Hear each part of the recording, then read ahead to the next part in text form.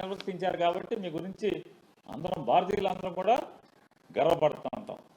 ఇంత గొప్పడు మనకి ఎక్కడ దొరుకుతాడు? దేశం తలకాయ ఉంచుకునేలాగా ఇంత అద్భుతంగా ఎవరు చేయగలడు? భారతదేశం మొత్తాన్ని ఇది 150 కోట్ల మంది జనాన్ని ప్రపంచం ముందు తలకాయ ఉంచుకునేటువంటి అద్భుతమైనటువంటి విషయాన్ని ఎవరి వల్ల సాధించేది, ఎవరి వల్ల అవుతుందని చెప్పి అనేది అందరం కూడా గుర్తుంచుకుంటాం. ఇవాళ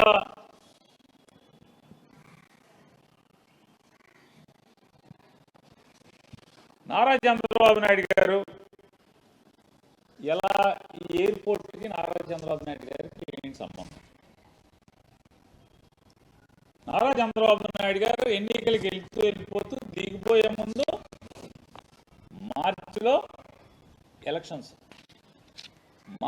ఎలక్షన్లో ఫిబ్రవరి 14వ తారీఖున 2019 ఫిబ్రవరి 14వ తారీఖున భోగాపురం ఎయిర్పోర్ట్ కంటే ఒక దిమ్మ కట్టాడంట. అసలు ఎంత మొదలెట్టాడు నారా చంద్రబాబు నాయుడు గారు?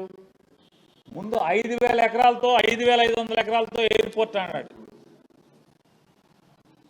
5,500 ఎకరాలు అన్నాక మళ్ళీ ఒక నెల, 2 నెలలు, 3 నెలలు గడిచినాయి. అబ్బెబ్బే తూచి 5,500 అసలు బాగోదు. అది ప్రపంచంలో అతిపెద్ద విమానాశ్రయాన్ని కట్టాలి, 15,000 ఎకరాలతో భోగాపురం ఎయిర్పోర్ట్ నిర్మాణం అని చెప్పి మొదలుపెట్టారు. 5,500 ఎకరాలు అన్నాడు, 15,000 ఎకరాలు అన్నాడు. ఒక్క ఎకరా కూడా ల్యాండ్ పూలింగ్ అవ్వకుండా, ల్యాండ్ సెటిల్మెంట్ అవ్వకుండా, భూసేకరణ అవ్వకుండా, భూమి చేతికి రాకుండా రాయేసేదాన్ని ఏమంటారు అంటే, ఎట్టాగో పోతామని తెలుసు, ఎట్టాగో ఇంటికి పోతున్నాం కాబట్టి ఒక రాయేసి ఉంటే ఎప్పటికైనా నేనే వేసాను అని చెప్పి చెప్పటానికి, ఏది హైదరాబాద్ నేనే నిర్మించాను అలాగా నేనే వేసాను, నేనే కట్టానని చెప్పి చెప్పటానికి తప్పితే ఎందుకు పనికి వస్తుంది అంటున్నా. ఇదొక్కటే కాదు, మీరు బందర్ పోర్టుకు కూడా 33,000 ఎకరాలు భూసేకరణ నోటిఫికేషన్ ఇచ్చి 2019 ఫిబ్రవరి 7వ తారీఖున బందర్ వచ్చి శంకుస్థాపన చేశారు. ఫిబ్రవరి మార్చి, అది ఏమంటే మార్చి 7వ తారీఖు, ఇకంటే మార్చి 10వ తారీఖు 15వ తారీఖు కోడ్ వస్తుంది అనుకుంటున్నారు. మార్చి 7వ తారీఖు బందర్ పోర్టు శంకుస్థాపన చేశారు. అంటే రేపు బందర్ పోర్టు వచ్చేడు పూర్తి అయిపోతుంది కాబట్టి అది కూడా మీరు కట్టినట్టేనా? సిగ్గుపడే పరిస్థితి ఉండదు. ఓర్వకల్లో ఒక ఐరన్ ఓర్ ఫ్యాక్టరీ కూడా శంకుస్థాపన చేశారు. ఎట్టాగే ఎలక్షన్ ముందు 2019 ఎలక్షన్ ఫిబ్రవరి మాసంలో కర్నూలులో ఓర్వకల్లో 3,500 కోట్లు 4,500 కోట్లు పెట్టి ఉక్కు కర్మాగారం నిర్మాణానికని శంకుస్థాపన చేశారు. అయిందా? భోగాపురం ఎయిర్పోర్టు జగన్మోహన్ రెడ్డి గారు రాకపోతే ఇవాళకి ఏమైనా మొదలయ్యేదా అని అడుగుతున్నా. 2000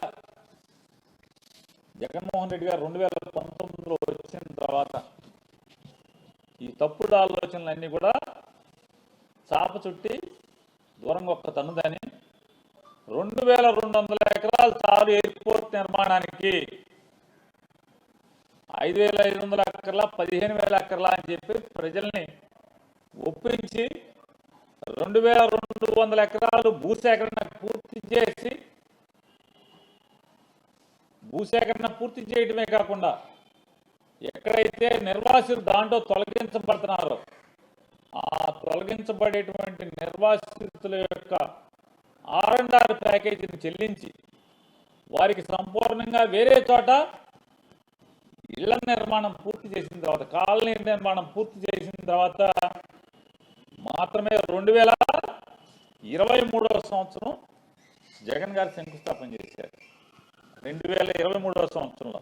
అప్పటికి దానికి కావాల్సిన పర్యావరణ అనుమతులు, భూసేకరణ కానీ, లేదా రైతులు కట్టాల్సిన ప్రతి నయా పైసా కట్టడం కానీ, తొలగించిన ఇళ్లకు కానీ, తొలగించినటువంటి అన్ని ప్రజలకు సంబంధించినటువంటి అవసరాలను కానీ పునర్నిర్మాణం చేసి 1919లో ఆయన ఎక్కిన దగ్గర నుంచి 2023 వరకు సంపూర్ణంగా చిత్తశుద్ధితో దానికి కావలసినటువంటి అన్ని కార్యక్రమాలని పూర్తి చేసి జగన్మోహన్ రెడ్డి గారు 2023 శంకుస్థాపన చేస్తే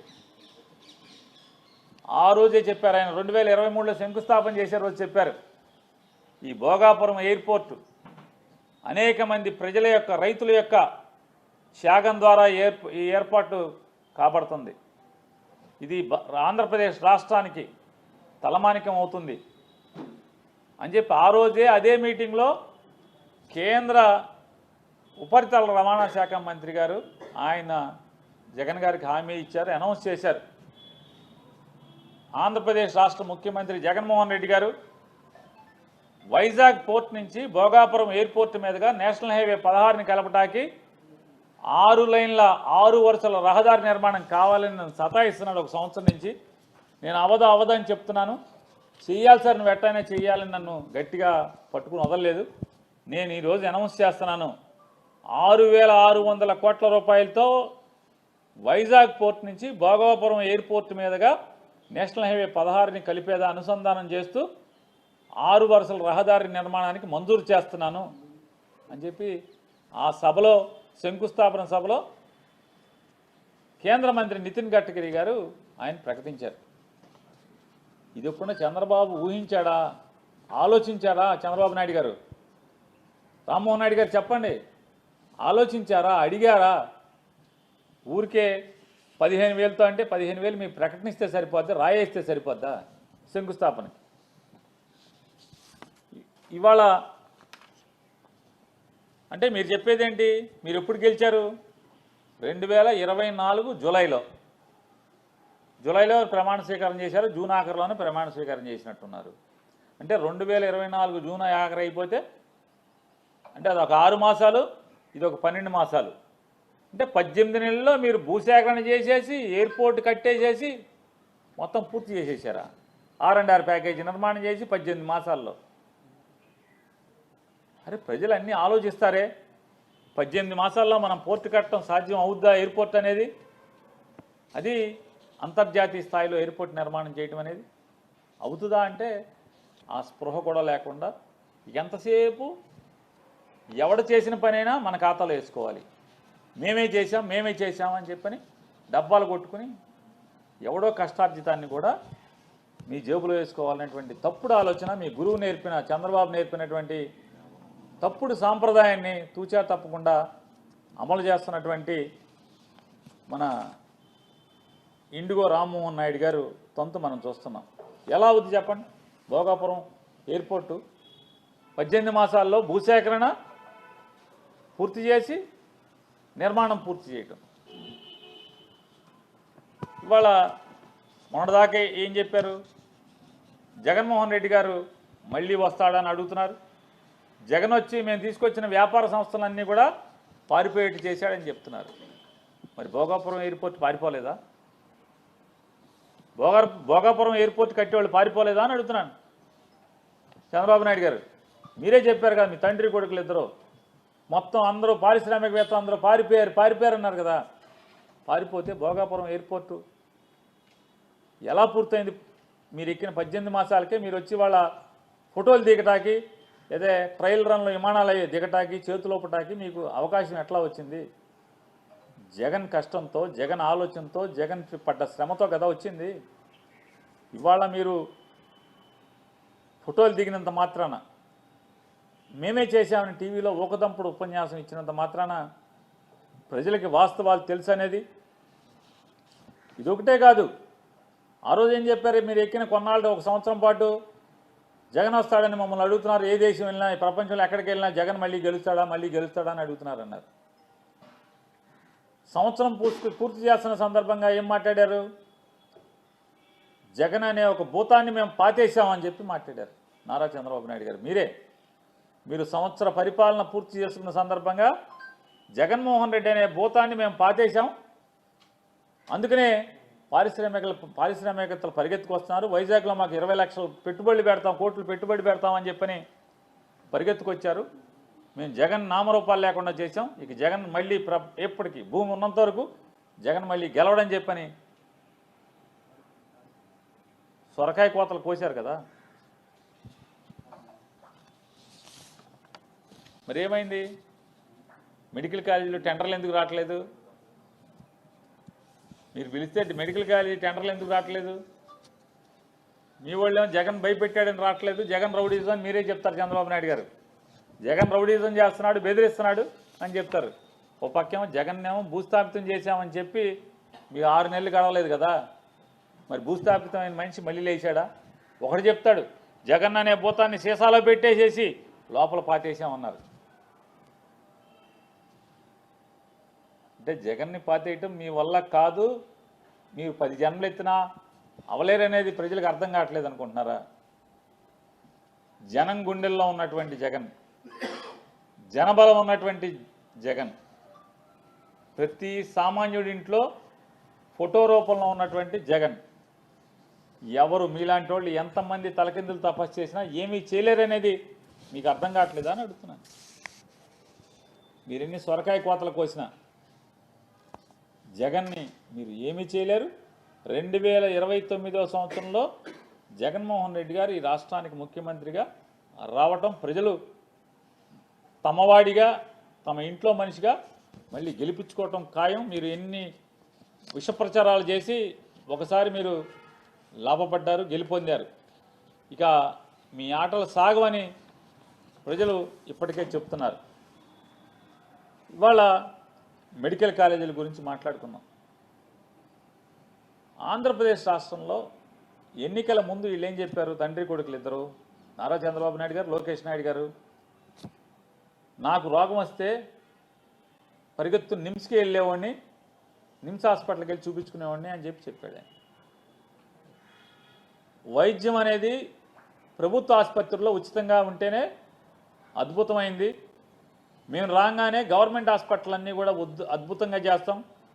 జగన్మోహన్ రెడ్డి గారు ఏదో కొన్ని సీట్లు 30 సీట్లు 40 సీట్లు 12 లక్షలకు కొంత 20 లక్షలకు కొంత కొన్ని సీట్లు పెట్టాడు. కాలేజీలు నడవాలని చెప్పని, కాలేజీలు ఎవరి దగ్గర చేయి చాపకుండా, ఎవరి మీద ఆధారపడకుండా, కాలేజీ కుంటుపడకుండా మెడికల్ కాలేజీ నడవాలని చెప్పని, అసలు అది కూడా లేకుండా మొత్తం 150 సీట్లు మేము ఉచితంగా 15,000 రూపాయల ఫీజుకి మేము చేసేస్తాం, జీవో ఇస్తామని చెప్పిన వీళ్ళు ఇవాళ 10 మెడికల్ కాలేజీలని, అంటే 17 మెడికల్ కాలేజీలు మొత్తం ముందు 10 అమ్మటం, తర్వాత మరొక 7 అమ్మటకానికి పెట్టినటువంటి పరిస్థితులు చూస్తే, ముందేం చెప్పారు? ఓ అద్భుతం ఇచ్చేస్తున్నాం మేము, అద్భుతమైన ఇది అది అన్నారు. ముందు హాస్పిటల్ అంటే హాస్పిటల్ ఊసేత్తల, హాస్పిటల్ కూడా ఇస్తున్నామని చెప్పారు. ముందు 33 అన్నారు, ఇప్పుడు 66 అంటున్నారు. కానీ ప్రైవేట్లోనే అద్భుతంగా ఉంటుంది వైద్యం అని చెప్తున్నారు. గవర్నమెంట్లో వైద్యం బాగోదు అంటున్నారు. గవర్నమెంట్లో వైద్యం బాగోనప్పుడు మీరెందుకు ముఖ్యమంత్రిగా అని అడుగుతున్నాను. మీరెందుకు ముఖ్యమంత్రిగా ఉండాలి అని చెప్తున్నాను. అంటే మీ ఏలుబడిలో ఒక ప్రభుత్వ ఆసుపత్రిలో వైద్యం బాగోదు, ప్రైవేట్లో అయితేనే బాగుంటుందని చెప్పని, మీ నాయకత్వం అసమర్థత నాయకత్వం అని చెప్పని మీరు చెప్పుకున్నప్పుడు, ఇంకా మీరు ఆ కుర్చీలో కూర్చుంటాకి మీకు అర్హత ఎక్కడుంది చంద్రబాబు నాయుడు గారు అని అడుగుతున్నాను. ఇవాళ మెడికల్ కాలేజీలకి వచ్చే ముందు ఏం చెప్పారు? జగన్ని పాతేసాం, పాతాళంలో పాతేసాం, గొయ్యి తీసి గోతులో పాతి పెట్టామన్నారు. మీ కర్మకు ఇప్పుడు మెడికల్ కాలేజీ వచ్చింది, వెంటనే ప్రైవేటీకరణ. మేబీ మెడికల్ కాలేజీ అమ్మకానికి టెండర్లు పిలిస్తే ఒక్క టెండర్ రాలా. ఎందుకు రాలా? మరి జగన్ని పాతేసామన్నారు కదా. జగన్ పాతేసామంటే ఇప్పుడు ఎందుకు రావట్లేదు మెడికల్ కాలేజీలకి? మీరు చెప్పినటువంటి సొల్లు మాటలు. మీరు ఎలక్షన్లకు వెళ్ళినా ఏం చెప్పారు? కరెంటు ఛార్జీలు పెరగనివ్వను, కరెంటు ఛార్జీలు మీరు వాడుకున్న కరెంటుకే కాకుండా మీకు అదనంగా మీకు డబ్బులు వచ్చేట్టు చేస్తాను, మీ ఇంటికి కరెంటు మీరు కరెంటు అమ్మచ్చు, ప్రతి ఇంటోడు అమ్మచ్చు ఇంటి కరెంట్ అని చెప్పారు. మీకు డబ్బులు వచ్చేట్టు చేస్తున్నారు. ఇవాళ యూనిట్ ఎంతకి? 9 రూపాయలకే 10 రూపాయలకి అమ్ముతున్నారు యూనిట్. మీరు రాష్ట్ర ప్రజలకి గుదిబండ అవుతుంది మెడలో. ఇప్పుడు దాకా ఎన్ని వేల కోట్ల రూపాయలు ప్రజల మీద భారం వేశారు. అలాగే మీటర్లు బద్దలు కొట్టమన్నారు మీ అబ్బాయి. మీరు అయ్యే మీటర్లు మీరు ఇవాళ జనాలకి బిగిస్తున్నారు, కరెంటు మీటర్లని. ఏమన్నారు మరి ఆ రోజు ఏమన్నారు, ఇవాళ ఏమన్నారు? ఓట్లు వేయించుకునేప్పుడు ఏమన్నారు? పవన్ కళ్యాణ్ గారు మీరు ముగ్గురు కలిసి వాలంటీర్లకి 10,000 రూపాయలు ఇస్తాం మమ్మల్ని నమ్మండి అన్నారు. ఆ వాలంటీర్లే లేకుండా పోయారు ఇవాళ. అంటే మీ మాటలు, మీ వాగ్దానాలు ఎంత అరచేతిలో వైకుంఠంలాగా ఉంటాయో. ఇవాళ టెండర్లో, మెడికల్ కాలేజీ టెండర్లో జగన్మోహన్ రెడ్డి గారు చెప్పాడు, ఈ పాపంలో, ఈ దోపిడీలో ఎవడికైతే పాలు పంచుకుంటారో చంద్రబాబు నాయుడుతో పాటు ఖచ్చితంగా చట్టం మేరకు విచారణ చేయించి అందరినీ కూడా దోషులందరినీ లోపల ఇస్తా అని చెప్పారు. అక్కడికి టెండర్లు వేసిన వాళ్ళు కూడా అని చెప్పారు. ఒక్కరి టెండర్లు వేయలేదు. దాంట్లో భూమి ఎకరానికి రూపాయి, 60-70 ఎకరాలని ఎకరానికి రూపాయలు లీజుకిస్తా అన్నాడు. హాస్పిటల్ ఫ్రీగా ఇచ్చేస్తా అన్నాడు. గవర్నమెంట్ హాస్పిటల్ని 350 నుంచి 500 పడకల ఆసుపత్రిని హాస్పిటల్ ఫ్రీగా ఇచ్చేస్తా అన్నాడు. దాంట్లో అనేక పరికరాలు ఉన్నాయి, అవన్నీ మీకే ఇచ్చేస్తా అన్నాడు. 2 ఏళ్ల పాటు దాంట్లో పనిచేసేటువంటి డాక్టర్లు కానీ, దాంట్లో పనిచేసే ఉద్యోగస్తులందరికీ ప్రభుత్వం నుంచి జీతాలు భరిస్తూ ఉన్నాడు. ఎన్ని చెప్పినా, ఎన్ని ఎరేసినా చంద్రబాబు నాయుడు గారు అమ్ముకుంటాకి మాత్రం, ఈయనకి లంచాలు తీసుకుంటాకి మాత్రం ఒక్క హాస్పిటల్లో కూడా ముందుకు రాలేదు. ముందుకు రాకపోతే ఆదోనికి మనం టెండర్లు పిలిచినప్పుడు వాటి గురించి చెప్పినప్పుడేమో తండ్రి కొడుకులు ఆహా ఊహా అని చెప్పారు. టెండర్లు అయ్యి రానప్పుడు మెల్లగా ఇద్దరు తండ్రి కొడుకులు రూమ్లో కూర్చుని హెల్త్ మినిస్టర్ని రోడ్డు మీదకు తోశారు. అతను వచ్చాడు ఊపుకుంటా, భుజాలు ఎగరేసుకుంటా వచ్చి, ఆదోనికి టెండర్ వచ్చింది, టెండర్లు రాదేలేదంట కాదు, ఆదోనికి ఒక టెండర్ వచ్చింది, ఆహా ఓహో అని చప్పట్లు కొట్టండి అన్నాడు. సరే అందరూ ఆదోనికి టెండర్ వచ్చిందా అని చెప్పి తెలుగుదేశం వాళ్ళు కూడా సంబరపడ్డారు. ఓ పోన్లే, జగన్ మూలంగా, జగన్ చేతిలో మన పరుగు పోలేదు, జగన్మోహన్ రెడ్డి గారు బెదిరిస్తే ఎవడు రాలేదు, మన వాళ్ళకి వద్దురా అని చెప్తే వింటలేదు, సర్లేరా బాబు అని చెప్పాను అనుకుంటే ఈలోపు 2 రోజులు ఇంకా గడవల. సత్యకుమార్ యాదవ్ గారు ప్రకటించాడు, ఏమని, కిమ్స్ హాస్పిటల్ వాళ్ళు టెండర్ వేశారు ఆదోనికి, మిగతాయి కూడా మళ్ళీ పిలుస్తామని చెప్పారు. 2 రోజులు అవ్వగానే, 2 రోజులు తిరగకముందే అదేదో మోహన్ బాబు గారు కొడుకు సినిమా ఒకటి ఉంది, ఆ సినిమాలో బ్రహ్మానందం గారు అంటాడు, రావు గారు నన్ను ఇరికించబాకండి తింటూ అని చెప్పంటాడు. ఆయన అంటాడు, ప్లీజ్ రావు గారు ప్లీజ్ నన్ను దీంట్లోకి లాగబాకండి రావు గారు, లాగబాకండి రావు గారు అంటాడు. అట్టా వెంటనే కిమ్స్ హాస్పిటల్ వాళ్ళు, చంద్రబాబు గారు మమ్మల్ని లాగబాక దీంట్లో, మేము వేయలేదా బాబు టెండర్, మాకు సంబంధం లేదని కిమ్స్ హాస్పిటల్ వాళ్ళు ప్రకటన ఇచ్చేశారు. 48 గంటలు అవ్వకుండానే తుస్సని గాలిపోయింది. వెంటనే ఆయన విలేకరులందరూ చుట్టుముట్టారు. చుట్టుముట్టి, ఏమయ్యా సత్యకుమార్ గారు, ఇదే నువ్వు ఏదో పెద్ద ఈరుడు సూర్యుడు, నువ్వు ఢిల్లీ మనిషి, ఢిల్లీ బాబాయ్ అనుకున్నావు, మోడీ ఒక జేబులో, అమిత్ షా ఒక జేబులో ఉన్నాడు అనుకున్నావు, నువ్వు వస్తే నువ్వేంటా, నువ్వు కిమ్స్ అన్నావు, కిమ్స్ నాకు సంబంధం లేదని ప్రకటించా అంటే, అట్లా చెప్పాడా కిమ్స్ నాకు సంబంధం లేదని? అట్ట కాదులే, అయితే ఏంటది ఆయన పేరు ఏంటి, ప్రేమ్చంద్ భోస్లేని ఏంటిది ఏదో షా అన్నాడు చివరి, అమిత్ షా చుట్టాలలాగా, అంటే అందరూ కంగారు పడాలని, ఏంటి ఏదో షా, ఏం షా అది ఏంటి, ప్రేమ్చంద్ బాద్షా కాదు, ఆయన పేరు ప్రేమ్చంద్ ఏదో ఉంది, ఏం షా, డాక్టర్ ప్రేమ్చంద్ షానా ఏదో ఏదో ప్రేమ్చంద్ షా, ఏదో చివరి షా, అమిత్ షా గారు చుట్టాలాగే షా అన్నాడు. ఇలా మామూలుగా ఈ విలేకరులు కూడా మామూలు వాళ్ళు కాదు కదా, తుంటర్లు కదా. సార్ అదేంటి సంస్థ కదా రావాల్సింది, మీరు వ్యక్తి పేరు చెబుతున్నారు ఏంటి అని అడిగాడు. కిమ్స్ అన్నారు కదా, ఈ షా ఎవడో అని అడిగారు. ఏమయ్యా షా అంటే కిమ్స్ హాస్పిటల్లో పనిచేసే డాక్టర్ అయ్యా, ప్రేమ్చంద్ షా అని ఉన్నాడు, కార్డియాలజిస్ట్, అతను గుండె సంబంధించిన డాక్టరు, అతను కిమ్స్ డాక్టరు ప్రేమ్చంద్ షా. సార్ అతను సంస్థ కాదు కదా, మరి డబ్బులు ఎట్టా అంటే, అతనికి నెట్వర్క్ ఉంది, ఓ పదం అదే, అతను బాగా నెట్వర్క్ ఉంది అతనికి, అతను అద్భుతం, అతను ఎరగొట్టేస్తాడు, కిమ్స్లో అసోసియేటెడ్ విత్ కిమ్స్ అని చెప్పి అన్నాడు. ఢిల్లీకి వెళ్ళి తిరుగుతాడు కదా, network, he is associated with KIMS, Premchand Shah doctor, ఇవన్నీ చెప్పాడు. అయిపోతే సరే వాళ్ళేమో బ్రహ్మానందం గారు లాగా బాబు రావు గారు నన్ను లాక్కండి, నన్ను ఇన్వాల్వ్ చేయబాకండి అని చెప్పి వాళ్ళు తప్పుకుంటే, తీరా వచ్చాక అనుమానం వచ్చి కొట్టాం గూగుల్లో, ఈ డాక్టర్ ప్రేమ్చంద్ షా అనేవాడు ఎవడు అని. అసలు కిమ్స్ హాస్పిటల్లో 26 హాస్పిటల్స్ ఉన్నాయంట. కిమ్స్కి భారతదేశం మొత్తం మీద కిమ్స్ హాస్పిటల్కి 26 హాస్పిటల్స్ ఉన్నాయంట.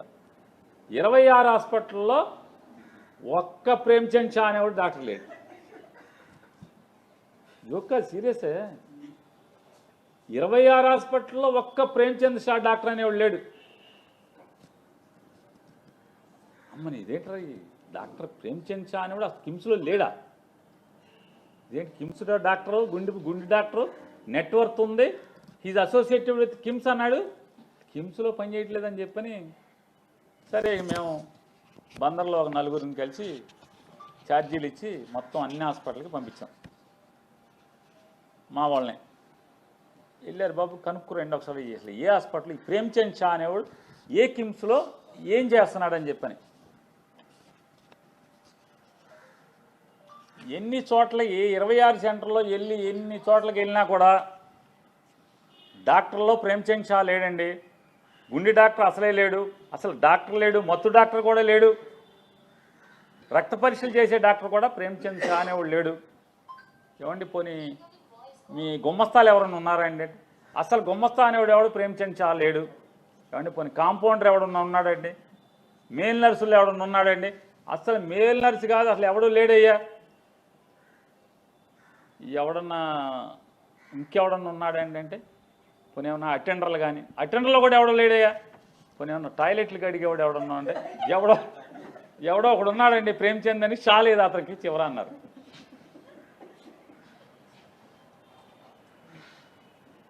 షా లేదు కానీ కిమ్స్లో ఒక ప్రేమ్చంద్ ఉన్నాడు, టాయిలెట్లు కడుగుతాడని చెప్పారు.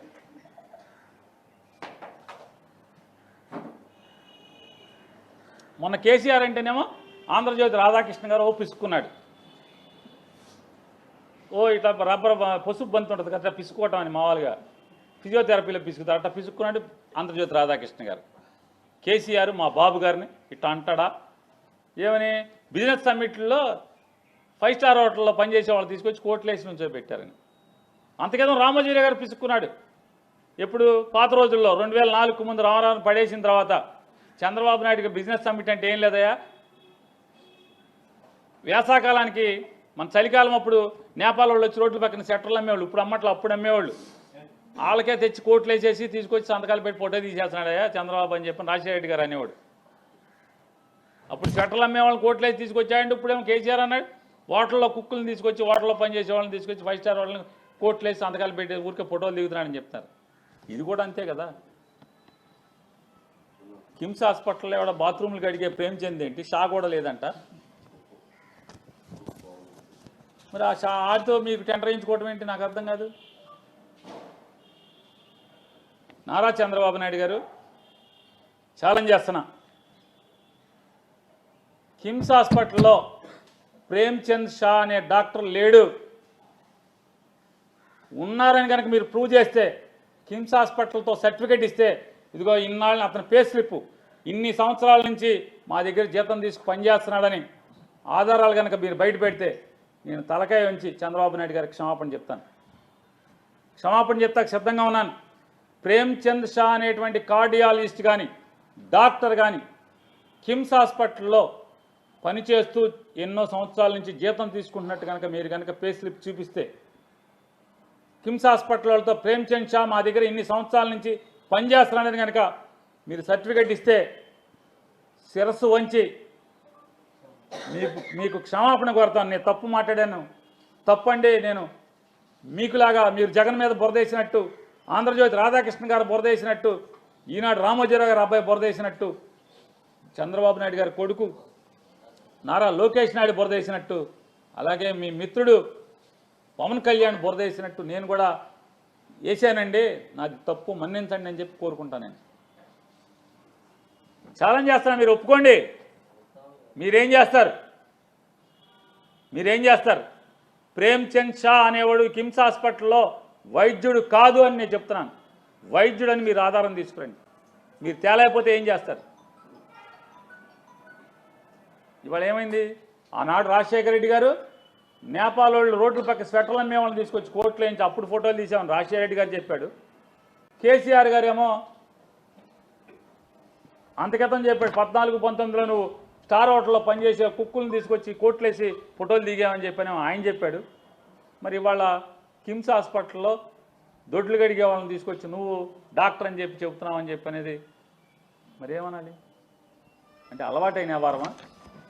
ఎవరిని మోసం చేద్దామని, అంటే ఎవడో ఒక టాయిలెట్లు గడిగే వాడిని అడ్డం పెట్టి హాస్పిటల్ ఇచ్చేద్దాం దోచేద్దామని చెప్పండి.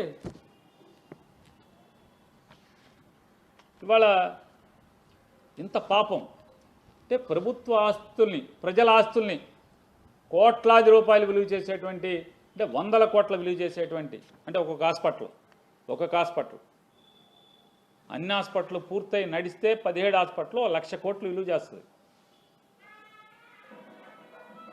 1,00,000 కోట్లు విలువ చేసేటండి ఆస్తిని ఈ రకంగా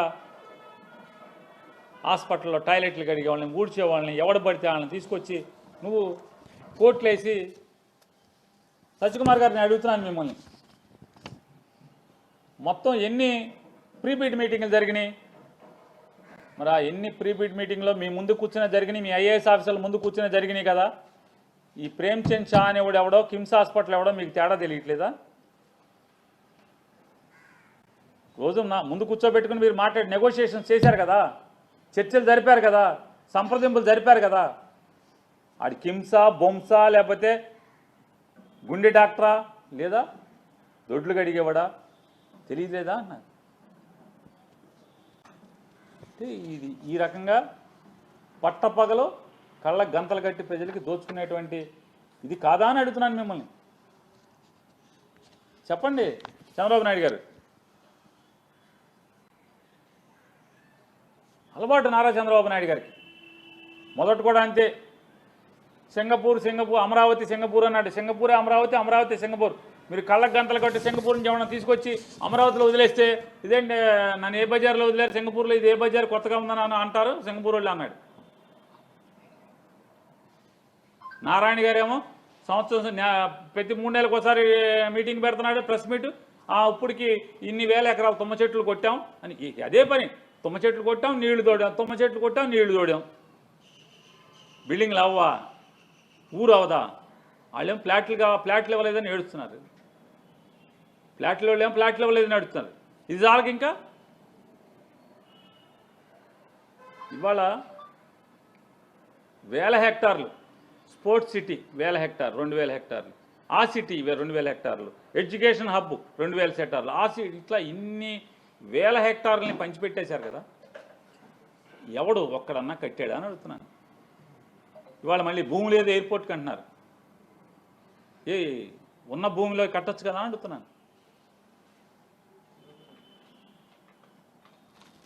ఆ రోజు సింగపూర్ ఏమయ్యాడు? ఇవాళ సింగపూర్ లేదు. అప్పుడు కూడా సింగపూర్ ప్రభుత్వం మన అమరావతిని కడుతుందని చెప్పి ప్రెస్ మీట్లు పెట్టారు. ఈ మెడికల్ కాలేజీలు తంతులాగానే వైజాగ్లో 20 లక్షల కోట్ల తంతు కూడా ఇదే. సింగపూర్లో కడుతుంది ఇక్కడ అని చెప్పారు సింగపూర్ గవర్నమెంట్. కానీ సింగపూర్ గవర్నమెంట్ మాకేం సంబంధం లేదండి. ఆడు ఈశ్వరన్ కన్సార్షియం అన్నాడు. ఈశ్వరన్ ఎక్కడ అంటే జైల్లో ఉన్నాడు ఇప్పుడు. ఏంటంటే ఆడు అవినీతి చేసేసాడు, దొంగాడు అని జైల్లో వేశారు సింగపూర్ గవర్నమెంట్. అతను చంద్రబాబు ఫ్రెండ్ ఆ దొంగ. కానీ భారతదేశంలో చట్టాలేమో ఇంకేం బెయిల్ ఇచ్చేస్తాయి ఓకే కోర్టులన్నీ. ఆడు ఈశ్వరన్ ఇంకా బయట రావట్లా. ఇవాళ సింగపూర్ కట్టరా మాకు? చంద్రబాబు నాయుడు గారు సింగపూర్ కట్టరా అమరావతిలో? సింగపూర్ అయిపోయింది. ఇప్పుడు మళ్ళీ కొత్తగా ఏదో వియత్నామో అదో ఇది ఇంకెల్లా తిరుగుతున్నాడు ప్రస్తుతం.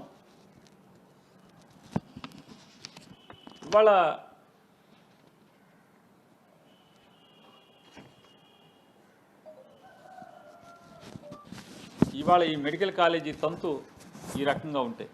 చూసాం కదా ఎంత దోపిడి. అంటే పట్టపగలు ప్రజలకి కళ్ళ గంతలు కట్టి నిర్భీతిగా నిర్భయంగా గుండెలు తీసిన దొంగలాగా వీళ్ళు దోచుకునేటువంటి కార్యక్రమం మనం చూస్తున్నాం. ఇది ఇట్లా ఉంటే ప్రభుత్వ ఉద్యోగులకి 1వ తారీఖు జీతం అన్నారు, ఊరిచ్చారు. సిపిఎస్ అన్నారు, తెల్లారేపటికి చేస్తామన్నారు. పిఆర్సీ అన్నారు, ఏరియర్స్ అన్నీ ఎప్పుడుదప్పుడు ఇచ్చేస్తా ఉన్నారు. డిఏలు ఇచ్చేస్తా ఉన్నారు. అసలు తెల్లారంగానే ఇవాళ డిఏ అయిందా, మళ్ళీ మర్రా డిఏ, మళ్ళీ ఇంకో రోజు డిఏ. ఎన్ని డిఏలు పెండింగ్ ఉన్నాయి? పిఆర్సీ ఏరు, ఐఆర్ ఎవరో ఏమీ ఇవ్వకపోగా ఆ మాస్టర్లు గారు ఉన్నారు, పండితులందరూ టీచర్లు, జగన్మోహన్ రెడ్డి అండి మా మీద కక్ష కట్టండి, ప్రవీణ్ ప్రకాష్ని అండి మా మీద వదిలేశాడండి ప్రవీణ్ ప్రకాష్ని అని ఎక్కడక్కడ అంటావా సీఎం అంటావా సీఎం అన్నారు. ప్రవీణ్ ప్రకాష్ అన్నారు, ఇన్ని మాటలు మాట్లాడారు. ఇవాళ ఉన్నటువంటి రాజు గారు మీరే చెప్పండి, మీ మనసుతో టీచర్లని అడుగుతున్నా, ఎన్ని వేల మంది ప్రవీణ్ ప్రకాష్లు అయితే ఈ రాజుగారు అవుతాడు? మీరు చెప్పండి. చంద్రబాబు నాయుడు గారు మరి మీ మీద ముసలి కన్నీరు కార్చాడు కదా, కపట ప్రేమ చూపించాడు కదా, జగన్మోహన్ రెడ్డి గారి మీద విషపు మాటలు మీ మెదడులో ఎక్కించాడు కదా ఉద్యోగ సంఘాలకి, టీచర్లకి. ఇవాళ మరి రాజుగారిని మీ మీదకు వదిలేసింది ఎవరు? టీచర్లను అడుగుతున్నాను నేను. ఈ రాజుగారిని వదిలేసింది మీ మీదకు వదిలేసింది ఎవరు? మళ్ళీ ఇవాళ గోరు చుట్టు మీద రోకటి పోట్లాగా ఇన్ సర్వీస్ టెట్ అంటున్నారు. ఇన్ సర్వీస్ టెట్ అంట. మీ విద్యాశాఖ మంత్రి గారు చాలా కబుర్లు చెప్పాడు. ఇవాళ కనీసం టీచర్ల సంఘాలకి చర్చించడానికి కనీసం అపాయింట్మెంట్ ఇస్తున్నాడా అని అడుగుతున్నాను. ఆ ప్రభుత్వంలో పలానాడు మాట్లాడుతున్నాడా మీరు తేవడుతున్నా అంటున్నా.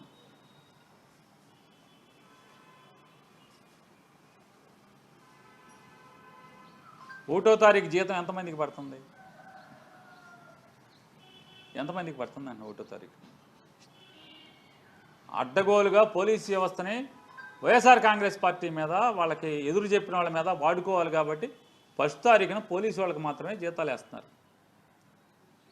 ఫస్ట్ తారీఖున జీతం పోలీసు వాళ్ళు తప్పితే మిగతా ఎవరికి ఇట్లే అందరికీ వేసుకుంటా 4వ తారీఖు, 5వ తారీఖు, 10వ తారీఖు, 11వ తారీఖు, 12వ తారీఖు దాకా జీతాలు వేస్తూనే ఉన్నారు. కొత్తలో గెలిచిన 2 మాసాలు తప్పితే అసలు జీతం టంచనగా 1వ తారీఖు మీరు ఎవరికి వేశారు?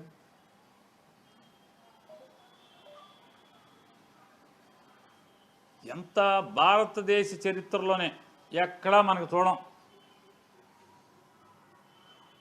పోలీసు వాళ్ళకి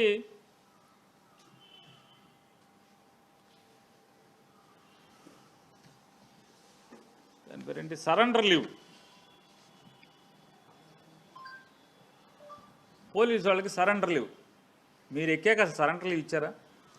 జగన్మోహన్ రెడ్డి గారు ఎన్నికలకు ముందు కోడ్ వచ్చేప్పటికీ ఆయన రెడీ చేసి పెట్టినటువంటి సొమ్ము తప్పితే, పోలీసులకు ఇవ్వాల్సినటువంటి సరెండర్ లీవ్ పెట్టి అప్పచెప్పడం తప్పితే, కోడ్ అయ్యాక ఆ డబ్బులు దాంట్లో జమ పడతాం తప్పితే ఇంతవరకు మీరు పోలీసులకి సరెండర్ లీవ్ ఇచ్చారా? పోలీస్ కానిస్టేబుల్స్కి అడ్డగోలుగా మమ్మల్ని ఎరగొట్టిస్తున్నారు, మమ్మల్ని తన్నిస్తున్నారు, మమ్మల్ని లోపలే ఇస్తున్నారు, మా మీద తప్పుడు కేసులు కట్టి పోలీసుల్ని విచ్చలవిడిగా వాడుకుంటున్నారు కదా. మమ్మల్ని రోడ్డు ఎక్కకుండా మమ్మల్ని ఇళ్లలోనే కట్టేయిస్తున్నారు, లేకపోతే రోడ్డు మీద కనపడితే లాఠీ చార్జ్ చేయిస్తున్నారు, తన్నుతున్నారు కదా మమ్మల్ని. పాపం వాళ్ళు ప్రభుత్వంలో ఎవడుంటే వాళ్ళు పాపం పోలీసులు ఏం చేస్తారు? పోలీసులు రాజమౌళి సినిమాలో కట్టప్ప లాంటి వాళ్ళు, ఆ కుర్చీలో ఎవడు కూర్చుంటే ఆడికి దాసోహం అంటారు, అంటే వాళ్ళకి నమస్కారం కొడతారు. వాళ్ళు ఏం చేయమంటే చేసే పరిస్థితులు వాళ్ళు ఉన్నారు. వాళ్ళకి ఏం చేశారని చెప్తున్నాను. సంవత్సరానికి 3 సార్లు సరెండర్ లీవ్ వేయాలి కదా మీరు. సంవత్సరానికి 3 సార్లు సరెండర్ లీవ్ వేసేటువంటి సాంప్రదాయం కదా, ఆనవాయితీ కదా. వేశారా? జనవరిలో, జూన్లో, నవంబర్లో 3 సార్లు వేయాలి కదా. ఎందుకేరు? జగన్ పోగు చేసి వెళ్ళిన డబ్బులు తప్పితే మీరు తర్వాత నయా పైసా సరెండర్ లీవ్ వేయలేదే. ఎందుకు వేయలేదని అడుగుతున్నాను. వేయరా?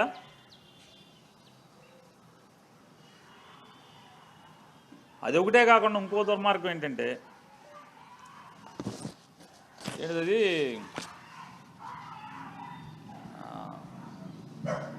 ఒక టీఏ ఇస్తాను, అది కూడా 50-50 అండి. 50-50. నవంబర్ 1వ తారీఖు సగం, డిసెంబర్ 1వ తారీఖు సగం. డిసెంబరా జనవరా ఏమండి? నవంబర్ 1, డిసెంబర్ 1 ఏమండి? జనవరి 1. నవంబర్ 1వ తారీఖు, జనవరి 1వ తారీఖు సగం సగం. ఇంతవరకు అసలు ఎవడు మామూలుగా భారతదేశంలో ఎవడు కూడా ఏ ప్రభుత్వం కూడా ఇంత అసహ్యంగా బిహేవ్ చేయలే. బేరం ఆడి సగం ఇస్తారు. ఆ సగం నవంబర్ 1వ తారీఖు వేసారా? డిసెంబర్ 1వ తారీఖు వేసారా? డిసెంబర్ 23వ తారీఖున వేశారు. డిసెంబర్ 23వ తారీఖున సగం. జనవరి 1 అయిపోయింది, వేశారా అని అడుగుతుంది. మీరు మాత్రం తండ్రి కొడుకులు ఇద్దరు ఎంజాయ్, జనవరి 1 హ్యాపీ న్యూ ఇయర్ నానా అని ఎంజాయ్ చేసుకుంటాకి పారని వెళ్ళిపోతారు స్పెషల్ ఫ్లైట్లో. ఇప్పుడు జగన్మోహన్ రెడ్డి గారు లండన్ వెళ్ళొస్తాకే 12 కోట్లు అయిందని మీరు తండ్రి కొడుకులు చెప్పారు కదా, స్పెషల్ ఫ్లైట్లో సొంత డబ్బులు పెట్టి వెళ్ళాడని అప్పుడెప్పుడో ఎలక్షన్ల ముందు. మరి లండన్ వెళ్ళి, జర్మనీ వెళ్ళి, బాలి వెళ్ళి, బాలి నుంచి లండన్ వెళ్ళి, లండన్ నుంచి హైదరాబాద్ రావడానికి మీ అబ్బాయికి ఎంత అయింది? మీరు ఇక్కడి నుంచి మీరు, మీ మనవడు, మీ శ్రీమతి గారు హైదరాబాద్ నుంచి బాలి వెళ్తాకి, బాలి నుంచి లండన్ వెళ్తాకి, లండన్ నుంచి స్విట్జర్లాండ్ వెళ్తాకి, స్విట్జర్లాండ్ నుంచి హైదరాబాద్ రావటానికి మీకెంత అయింది? పోలీసులకు మాత్రం ఇస్తా అన్న ₹10 మాత్రం ఎవరు టీఏ. మీరు మాత్రం జనవరి 1కి మాత్రం సంబరాలు చేసుకుంటే వెళ్ళిపోతారు.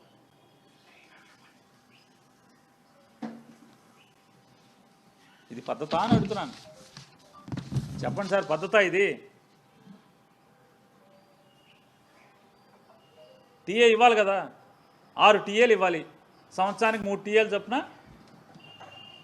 2 ఏళ్ళు, 2 ఆరులు, 2 మూళ్ళు 6, 6లో అర కూడా ఇవ్వలేదు, పావు ఇచ్చారు. ఇవ్వరాయిక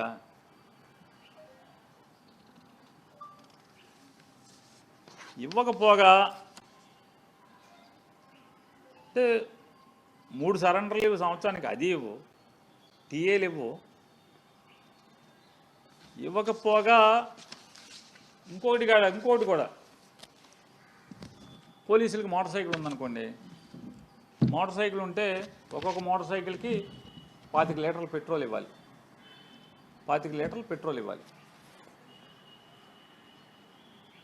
పేరు నానిగాడినో, కొడాల నానినో, వంశీనో, లేకపోతే పిన్నెల రామకృష్ణారెడ్డినో, మన నందిగం సురేష్నో, జోగి రమేష్నో, ఇట్లాంటి వాళ్ళని ఎత్తేయాలంటే బస్సుల్లో పోలీసులు వెళ్ళాలి. జీబుల్లో చాలదు కదా, బస్సుల్లో వెళ్ళాలి.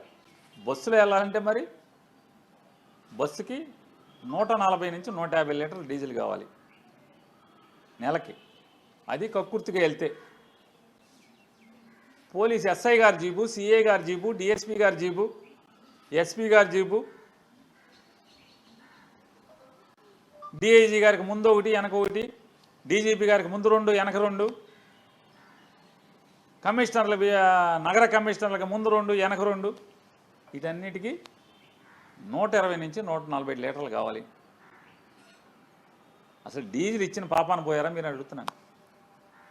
రాష్ట్ర వ్యాప్తంగా ఉన్నటువంటి పోలీస్ కానిస్టేబుల్ తిరిగేటువంటి మోటార్ సైకిల్కి నెలకి 25 లీటర్ల డీజిల్ డబ్బులు ఇవ్వాలి. మీరు నయా పైసా 25 పైసలు పంపించారా అని అడుగుతున్నాను. రాష్ట్ర వ్యాప్తంగా ఎన్ని మోటార్ సైకిళ్ళు ఉంటాయి? వేల మోటార్ సైకిళ్ళు ఉంటాయి కదా.